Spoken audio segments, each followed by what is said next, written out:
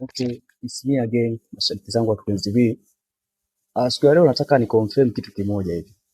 Maana nimeona kuna story kuna mada fulani hivi wadau wanajadili kwamba nyimbo za msanii fulani zinakaa muda mrefu, nyimbo za msanii fulani inatoka baada ya wiki moja imepotea, baada ya wiki mbili imepotea.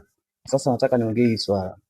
Kinachofanya wimbo upotee faster kwenye akili ya mtu ni the way anavyosikiliza repeatedly. Yaani wimbo ukiusikiliza lazima utakukifu. Umeona? Hiyo ndio sababu ya kwanza. Kwa hiyo kama msanii nyimbo yake imetoka imeonekana ya kawaida, afu wewe hujausikiliza sana, kuna siku tu utaona mbona kali, itajikuta imeanza tena kufanya vizuri mtaani. Lakini hizo nyimbo za huyo mtu unaosema zinapotea ni kwamba zinaingia masikioni mwa watu. Kwa mtu anashinda nao usiku kucha anasikiliza happy, usiku kucha happy, au finali muda wote anakuwa anasikiliza wimbo. Baada ya wiki mbili utachoka kwa sababu na mambo mengi. Wewe unafikia siku nyimbo zinaingia mpya. Utakuwa na dini na finali na happy au na joy. Siku zinabadilika kama sasa hivi tu.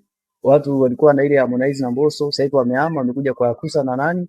Kusa naye amefanya fresh, imekaa namba moja. Baada ya hapo Harmonize amekuja tena, au nani? Mario amekuja tena amepindua meza. Kwa sasa nini? Kinachofanya nyimbo zitoke, sababu ya kwanza ni frequently repeatedly. Yaani unavyosikiliza mara kwa mara.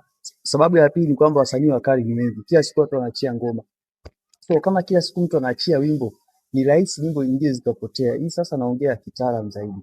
Kwa hiyo usio kasema msanii fulani sijui akitoa zinapotea. Zinapotea kwa sababu zinasikilizwa sana kwa muda mchache. Kwa hiyo mtu baadaye zinamchoka. Ndio sababu kama hiyo. Kwa hiyo nakumbuka hapo zamani ilikuwa msanii akiachia wimbo mmoja, inaweza kukaa hata wiki tatu, hata wiki nne. Hamna nyimbo ambayo imetoka mpya.